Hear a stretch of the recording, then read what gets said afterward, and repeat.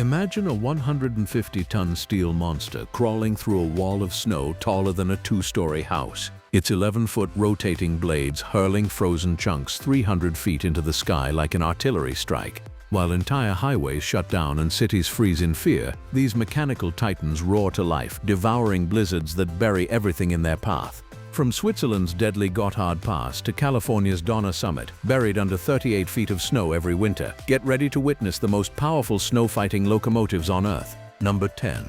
The Russell Snowplow. We're starting our countdown with one of the most legendary snow fighters in railroad history, the Russell Snowplow. Built by the Russell Car and Snowplow Company of Ridgeway, Pennsylvania, this beast has been protecting America's railways since the early 90s. Until about 1930, Russell snowplows were built almost entirely of wood and weighed between 25 and 40 tons depending on the model. After 1934, the company switched to all-steel construction, and these new Russells became the backbone of winter railroading across North America. The design is brilliantly simple: a double-wedge plow with elevating wings and a flanger blade that rides between the rails. Here's what makes a Russell so dangerous to deep snow. The plow itself has no engine. Instead, it's pushed by one or more locomotives behind it, sometimes hitting speeds of 50 miles per hour to slam through hardened drifts. Hinged wing plows fold out from the sides, doubling the cleared width and throwing snow far off the right-of-way. A small crew rides in a raised cupola on the roof, watching the track ahead through windows often coated in ice. Russell plows became so iconic that even today the term Russell entered railroad language to mean any double-wedge snowplow with elevating wings. BNSF Railway and several other major North American railroads still keep Russell-style flyers in their winter arsenal, and after nearly a century in service, these wedges remain ready for action whenever the snow gets deep. There's something else that makes the Russell truly special. Single-track plows are split right down the middle and designed to push snow off to both sides of the track at once. Double-track plows, on the other hand, throw all of their snow only to the right-hand side, perfect for clearing one track on a busy main line without burying the parallel track. One famous Russell plow, the Chicago Great Western X38 built in 1936, weighs 84,000 pounds, measures 44 feet 8 inches long, 10 feet 1 inch wide, and 14 feet 11 inches tall. It's now fully restored and operational at the Illinois Railway Museum, where you can still see this 100-year-old design clearing snow today. As BNSF division engineer Jeremy Van Pelt put it, "I'm impressed with their ability to plow at track speed, which makes it one of my favorites." That's the Russell legacy: simple, brutal, and unstoppable. Number 9. The Jordan Spreader. Up next is the railroad equivalent of a Swiss Army knife, the Jordan Spreader. Developed by Oswald F. Jordan in the very early 20th century, this machine has done it all for over 100 years. The Jordan Spreader has a wedge-shaped front and two enormous wings, one on each side, that can extend up to 12 feet outward using compressed air or hydraulic cylinders. In summer, it grades ballast, cleans ditches, and shapes the right-of-way. In winter, it transforms into a brutal snow fighter, capable of clearing snow far beyond the width of the tracks. Spreaders are unpowered, requiring 2 or 3 locomotives to push them through deep snow. The locomotive also supplies the compressed air needed to operate the wings. A high glassed-in cab gives the operator a commanding view of the track ahead, and a separate crew controls the blades, using either pneumatic or hydraulic systems. The Alaska Railroad, which faces some of the harshest winters on the continent, operates a fleet of Jordan spreaders. In fact, the railroad even commissioned a brand new Jordan spreader as recently as 2000, the first one built in 19 years. BNSF still uses Jordan spreaders today, and one BNSF roadmaster called it the most impressive type of snowplow we have. It can take care of avalanches and heavier snow that smaller teams can't take care of. When the Jordan Spreader marches forward with both wings fully extended, plowing thousands of tons of snow per hour, it's one of the most majestic sights in winter railroading. What makes the Jordan such a workhorse is its incredible simplicity. The spreader consists of almost no moving parts compared to a rotary plow, which means low maintenance costs and high reliability. As one Alaska Railroad engineer described it, the Jordan Spreader was the first all-season, all-purpose tool and may be compared with the Swiss Army knife. It can slice, it can dice. Older spreaders ran purely on compressed air supplied by the pushing locomotive, while modern versions use heavy-duty hydraulics to control the wings and front blade. Some modern spreaders even include control stands that let an engineer ride inside the spreader's cab and operate the pushing locomotives by remote, a long way from the cramped, drafty, windowless cabs of the early 90s. Number 8. Union Pacific's Sierra Spreaders. Speaking of spreaders, Number 8 on our list takes them to the next level. The spreaders of Union Pacific's Sierra Snowfighters team, based in California's Donner Pass. Donner Pass is one of the snowiest stretches of railroad in North America. The average snowfall at Donner Summit is a mind-boggling 38 feet per winter. And during the brutal winter of 2010 to 2011, almost 700 inches, that's 58 feet of snow fell during the season, halting train movement for 6 days straight. To battle these conditions, Union Pacific deploys spreaders in matched pairs. A typical Sierra spreader train consists of 2 spreaders facing opposite directions, with 2 locomotives sandwiched in the middle. This setup means the train can plow forward, stop, and immediately plow back the way it came without ever turning around. Here's a wild fact most people don't know. When Union Pacific crews are inside these spreaders during a blizzard, the problem isn't the cold, it's the heat. The cabs run so hot to keep windows from freezing that crews have to shed their winter gear inside. As Mike Upton, senior manager for Union Pacific's track maintenance, put it, the spreaders are designed to work in blizzard conditions all night and all day long, and they run hot. The spreaders generate massive snow clouds that look like explosions as they push through several feet of snow at a time. They're the second line of defense after Union Pacific's flangers, and the workhorses that keep America's transcontinental railroad running through the worst winters the Sierra Nevada can throw at them. Number 7. The Beilhack Alpine diesel snowblower. Now we move to Europe, where we meet a true engineering marvel, the Beilhack Alpine self-propelled diesel snowblower. Manufactured by the Bavarian company Beilhack, this rotary snowblower changed the game when it entered service in Switzerland's Federal Railways. The SBB ordered 2 of these machines in 1980 to replace the aging steam-powered rotary snowblowers operating on the legendary Gotthard line. The X-Rotem 95 and X-Rotem 96 were stationed at Goschenen and Erstfeld, guarding one of the most critical alpine railways on Earth. They were built in 1982, weigh 54 tons, and produce 330 kilowatts of power with a top speed of 80 kilometers per hour. But here's what makes the Beilhack Alpine truly special. Its entire vehicle platform can rotate 180 degrees on the spot.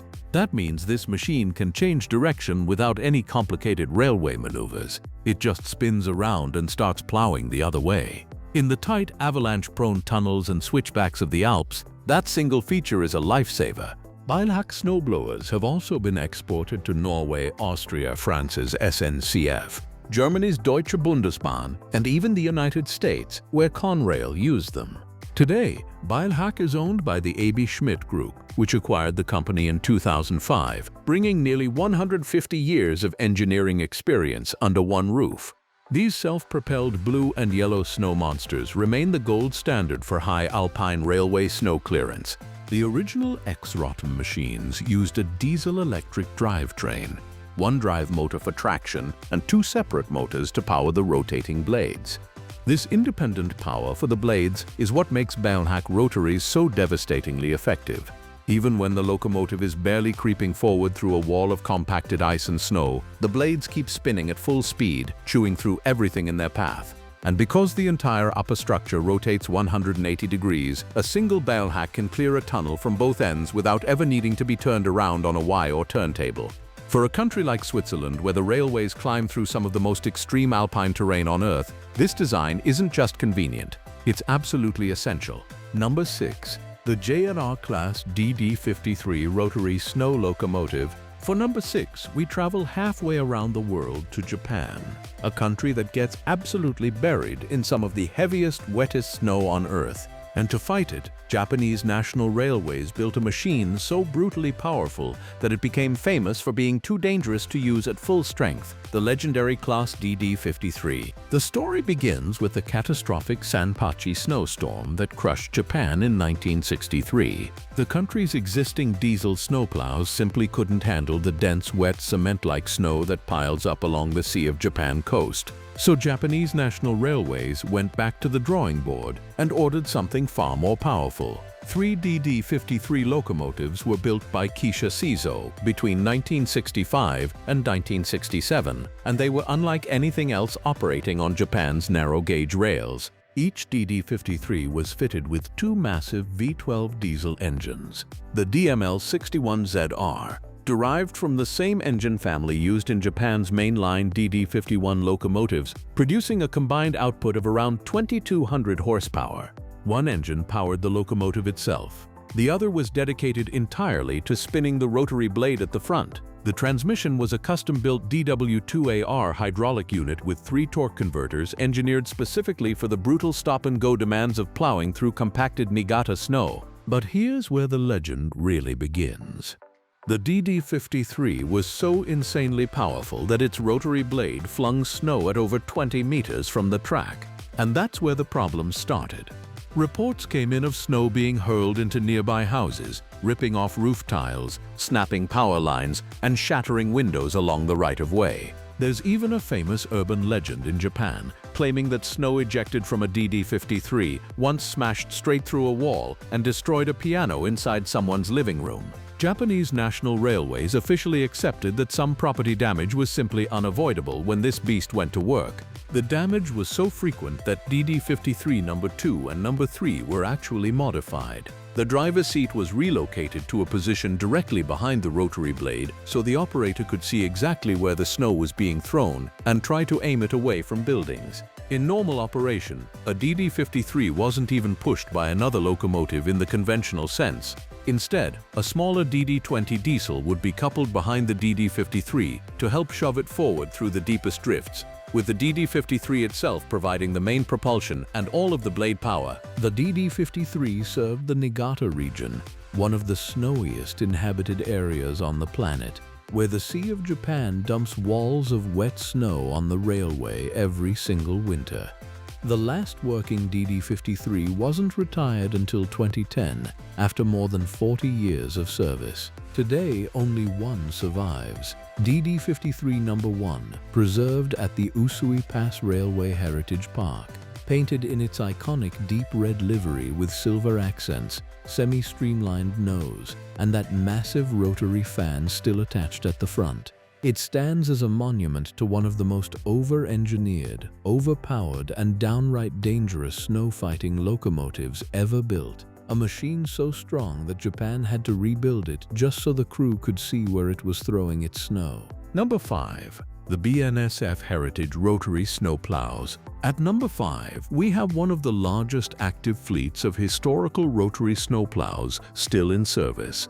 BNSF Railway's Heritage Rotaries. These massive machines weigh more than 150 tons each and feature an 11-foot rotating fan capable of cutting through deep snowdrifts that no wedge plow could ever handle. The rotaries currently in BNSF service were originally built in the early 1900s for the Northern Pacific and Great Northern Railroads. They've since been modernized to operate alongside modern diesel locomotives. Today, BNSF strategically stations its rotaries at 4 key locations along its northern Transcon route: Glendive, Montana, Minneapolis, and Lincoln and Alliance, Nebraska. According to Matthew Hammond, BNSF's Assistant Vice President and Chief Engineer of the North Region, the rotaries get called out when snow volumes are deeper than the height of typical snowplow blades, or in places where adjacent hills or cuts prevent snow from being pushed clear. Operating one of these monsters is no joke. While the locomotives are controlled by the engineer, a separate snowplow crew controls the rotary itself. The extended cab houses an engineer, conductor, road foreman, and 2 mechanical support staff. The rotaries are stocked with cold weather gear, snow shovels, generators, heaters, and lighting. In deep snow, BNSF rotaries move at just over half a mile per hour. If they go any faster, the blades will clog or freeze. When the snow is deeper than the plow itself, crews push the rotary into the snowbank, back out, let the snow cave in, and repeat the process. The machinery is designed to safely eject rocks weighing up to 25 pounds from the discharge chute. These slow, methodical giants are absolute beasts in extreme conditions. Number 4. The New York Central Jet Snowblower. Now for one of the most insane and unconventional snow fighting machines ever built, the New York Central Jet Snowblower. In the 1960s, the New York Central Railroad got bored with conventional snowplows and decided to do something completely crazy. They strapped an actual military jet engine to a rail car and used pure thrust and heat to obliterate snow off the tracks. The jet engine of choice was the General Electric J-47, the same engine that powered F-86 Sabre jets during the Korean War. This engine weighed 2,700 pounds, generated 5,670 pounds of thrust, and when used in aircraft could push them to over 670 miles per hour. From 1963 to 1967, New York Central engineers cobbled together at least 3 jet snowblowers, each with a unique design featuring a J-47 jet engine and a control cab. One unit, designated X27208, was built directly on the chassis of caboose number 18002. The jet blower attacked snow with 2 weapons at once: pure thrust to physically blow the snow off the tracks, and burning hot exhaust to melt anything left behind. It was loud, fuel-hungry, and produced enormous flames and heat. There was just one problem. According to railroaders who used them, the jet engines designed for military aircraft produced too much thrust for the job. The heat would melt snow and ice, and when it refroze, it created an even nastier mess to deal with. Still, jet snowblowers remained in occasional use. The Soviet Union famously used decommissioned military jet engines for snow clearance, and Canadian National also operated purpose-built jet blowers. Even today, jet engines are still used at airports around the world for clearing runways. But on a railroad, watching a J-47 jet roar to life and blast a wall of snow into the sky is one of the wildest things you'll ever see. Number 3. The modern Beilhack high-performance snowblower. For number 3, we have the most modern and most powerful self-propelled snowblower locomotive in active European service today, the Beilhack high-performance snowblower of Austria's ÖBB Infrastruktur. In 2019, ÖBB Infrastruktur AG, the infrastructure arm of Austrian Federal Railways, put this state-of-the-art machine into service. And the specs are absolutely mind-blowing.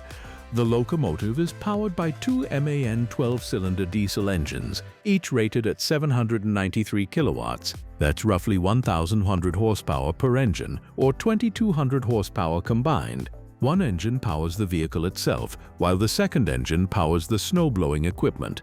This separation is genius because it means the blower can run at full force, while the locomotive moves slowly through deep drifts. Now here's the truly insane number. This Beilhack snowblower can handle up to 10,000 tons of snow per hour. Let me repeat that, 10,000 tons per hour. The throwing range is 40 meters, hurling massive plumes of snow far away from the tracks so they can't immediately blow back. And during transfer travel between work sites, this beast is authorized to run at speeds up to 100 kilometers per hour, making it incredibly fast for a snow-clearing locomotive. Like its older Beilhack predecessors, the modern X-ROM features a vehicle platform that rotates 180 degrees, allowing the blower to change working direction without turntables or Ys. With its bright red and yellow paint scheme and twin roaring MAN engines, this machine is the new king of Alpine railway snow clearance and a perfect example of how Austrian and German engineering keeps pushing the boundaries of what's possible in extreme winter conditions. Number 2. Union Pacific's SD-70 rotary snowplow trains. At number 2, we have what may be the most powerful snow fighting train consist anywhere in the world. Union Pacific's modern rotary snowplow trains, the ultimate weapon in the fight to keep Donner Pass open. When the snow at Donner Summit gets deep enough that flangers and spreaders can no longer keep up, Union Pacific sends in the heavy artillery. 4 rotaries roll out of storage and form 2 attack trains. Each train consists of 2 rotary plows facing in opposite directions, with 2 SD-70 locomotives sandwiched between them. The SD-70 is a 4,300 horsepower AC traction diesel-electric locomotive built by Electromotive Diesel. Two of them between the rotaries means each rotary train has 8,600 horsepower of pure diesel-electric muscle, pushing those rotating blades. Like the older steam rotaries, modern Union Pacific rotaries throw snow 100 to 300 feet from the tracks depending on the weight and density of the snow. Union Pacific actually owns the largest remaining fleet of rotary snowplows in North America, 6 rotaries reserved specifically for Donner Pass duty. These machines are the absolute last line of defense in the snow fighting arsenal, called out only when nothing else can keep up. The reason Union Pacific runs these as paired rotary, sandwiched locomotive trains is brilliant. With a plow on each end, the train can return to its starting location even if snow has covered the track behind it. And on multiple track main lines, it can plow one direction, switch to the other track, and clear that line on the return trip. After the brutal winter of 2011, Union Pacific even brought on an avalanche team and bought specialized piston bully 600-watt polar snowcats, the same machines used by ski resorts to support the rotary operations. When all of this combined firepower goes to war against a Sierra blizzard, it's the closest thing to a military operation you'll ever see on rails. Number 1. The Southern Pacific MW205 rotary snowplow. And finally, at number 1, we have one of the heaviest, most legendary, and most awe-inspiring rotary snowplows ever to ride American rails, the Southern Pacific MW205, formerly known as SP715. This absolute monster of a machine weighs an incredible 251,000 pounds. That's over 125 tons of pure snow-killing steel. It was built in 1920, originally as a steam-powered rotary, then converted to electric power in It served the Southern Pacific Railroad and later Union Pacific on the most punishing snow territory in America, California's Donner Pass, until it was finally retired by Union Pacific in 2008. The historic snowplow was donated to the California State Railroad Museum in Sacramento, where it now serves as the centerpiece of the museum's incredible Whiteout a Collision Course with Nature exhibit. The exhibit even features a giant foam cube sculpture representing snow that arcs from the snowplow to the 3rd floor, showcasing the incredible power this machine wielded in its prime. What made the MW205 so legendary? Rotary plows are the most powerful of all snow fighting equipment. Their rotating blades pull snow into giant cones and propel it through an opening in the top of the hood, throwing it hundreds of feet from the track. The depth and density of the snow determine how fast the rotary can move. In deep, wet Sierra cement snow, even this monster could only manage about 1 mile per hour. But pound for pound, when it comes to raw destructive power against a Sierra blizzard, nothing matched the SPMW205. It battled the worst that Donner Pass could deliver for over 80 years. Even today, the Union Pacific Railroad owns the largest remaining fleet of rotary snowplows in the country. But as one museum description perfectly put it, even the massive and powerful rotary snowplow is no match for an avalanche or icy rails. Nature, it is safe to say, always has the final word. But human beings possess the hubris to keep trying to defeat it. And that's exactly why these machines are so amazing.